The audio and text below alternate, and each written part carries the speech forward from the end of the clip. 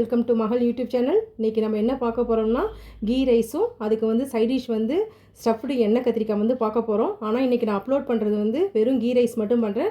Next video வந்து உங்களுக்கு stuffed எண்ணெய் கத்திரிக்காய் வந்து நான் அப்லோட் பண்ணிடுறேன். ஓகேங்களா? இதை எப்படி செய்யலான்னு பார்க்கலாம் வாங்க.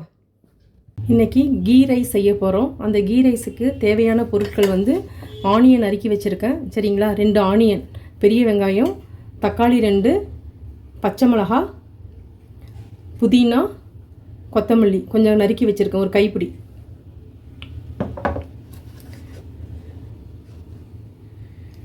நெக்ஸ்ட்டு பாசிமதி ரைஸ் வந்து இந்த ஒரு டம்ளரால் எடுத்திருக்கேன்.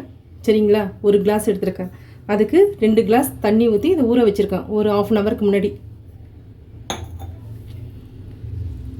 ½ அன் ஹவருக்கு முன்னாடி இதை ஊற வச்சுருக்கேன். வேறு தண்ணிலாம் கலக்கிறதுல இந்த தண்ணியில் தான் நம்ம செய்ய போகிறோம்.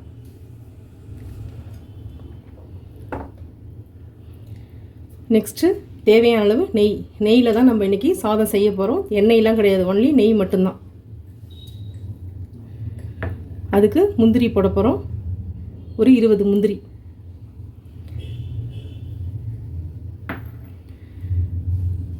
நெக்ஸ்ட்டு இஞ்சி பூண்டு பேஸ்ட்டு, தேவையான அளவு உப்பு, கல்லுப்பு,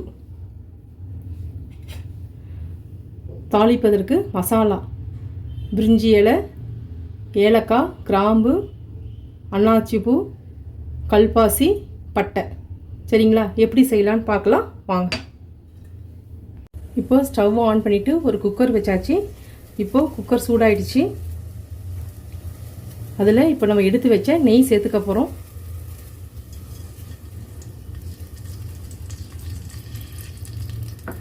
இப்போது நெய் சூடாயிடுச்சு. இதை நம்ம மசாலா பொருள் எடுத்து வச்சுருக்கோம்ல, இது எல்லாத்தையும் இப்போ நம்ம சேர்த்துக்க போகிறோம்.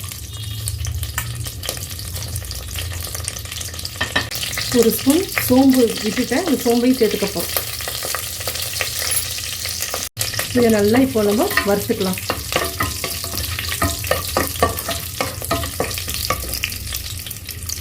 இப்போ அதுலேயும் முந்திரி எடுத்து வச்சோம்ல, அந்த முந்திரியையும் நம்ம சேர்த்துக்கலாம்.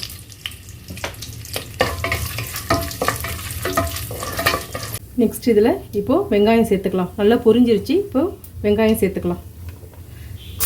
இந்த வெங்காயம் ரொம்ப ப்ரௌன் கலர்லாம் வர வேண்டாம், இல்லை ஜஸ்ட்டு வதக்குனா போகிறோம். ஏன்னா உங்களுக்கு கலர் அப்புறம் சேஞ்ச் ஆகிடும்.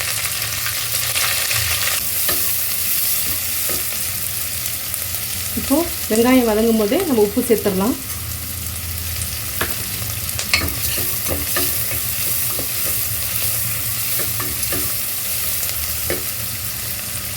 இப்போது இஞ்சி பூண்டு சேர்க்க போகிறோம். இது இஞ்சி பேஸ்ட்டு.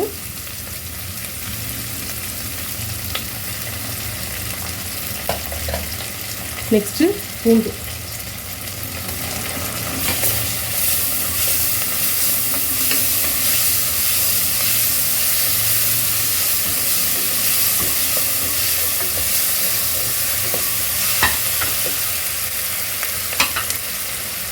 நெக்ஸ்ட் இதில் இப்போ பச்சை மிளகாய் சேர்க்க போகிறோம். காரத்துக்கு மிளகாய் மட்டும்தான், வேறு எதுவும் பொடியெலாம் எதுவுமே சேர்க்க போகிறதில்ல.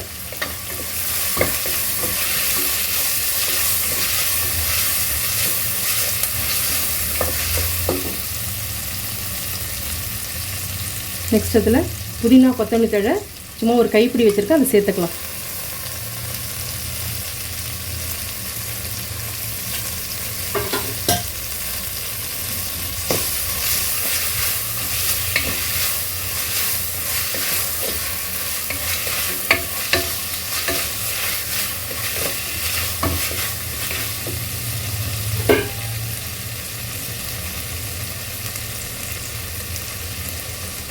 நெக்ஸ்ட்டு தக்காளி இருக்குது, தக்காளி சேர்த்துக்கலாம்.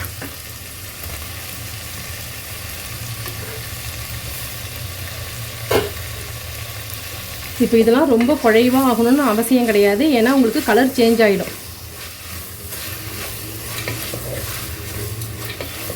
இப்போது வெங்காயம், தக்காளி, பச்சை மிளகாய் எல்லாமே வதங்கிடுச்சு. இப்போது நம்ம அரிசி ஊற வச்சுருக்கோம்ல, தண்ணியை மட்டும் வடிகட்டிட்டு இந்த அரிசியை மட்டும் போட்டு அதிலே நம்ம வதக்கிடலாம்.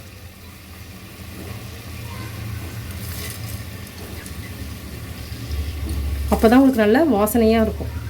இதை நல்லா நம்ம வதக்கி விட்டுருலாம்.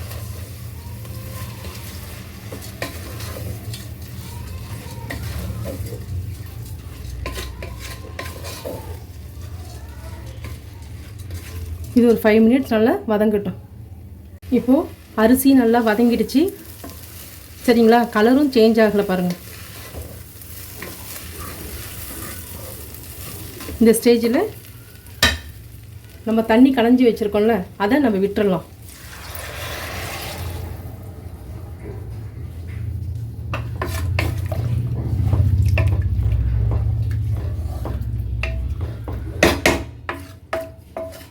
இதில் நம்ம எதுவுமே சேர்க்க போகிறதில்ல, மசாலா பொடியோ மிளகாத்தூளோ எதுவுமே சேர்க்க போகிறதில்ல.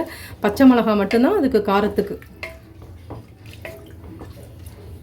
இப்போ இது நல்லா கொதிச்சு வந்த உடனே இதை நம்ம வந்து ஒரு 10 மினிட்ஸ் வந்து மூடி வச்சிடலாம். அவ்வளோதான். விசில் வந்தாலும் சரி வரலினாலும் சரி 10 மினிட்ஸ் கழிச்சு நம்ம ஆஃப் பண்ணிடலாம். இப்போ மட்டும் உப்பு இருக்கா மட்டும் பார்த்துங்க இந்த ஸ்டேஜில். இப்போது நல்லா இப்போ அரிசி கொதிக்குது பாருங்கள்.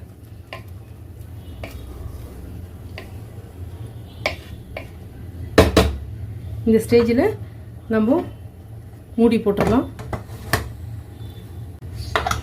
வெயிட் பாட் போட்டுட்டு ஒரு 10 மினிட்ஸ் வந்து விசில் வந்தால் சிம்லேயே வச்சுருங்க. ரொம்ப ஹைலெலாம் வைக்க வேண்டாம். ஃப்ளேம் வந்து கொஞ்சம் லோவாகவே இருக்கட்டும் சரிங்களா. ஒரு 10 மினிட்ஸ் கழிச்சு ஆஃப் பண்ணிடலாம்.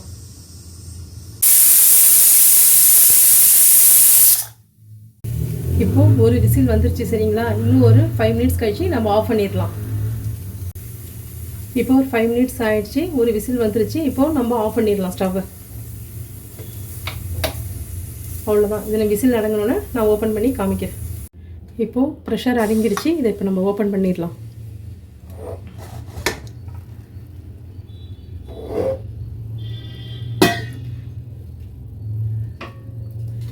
நல்லா வெந்துருச்சு. இங்கே பாருங்கள்.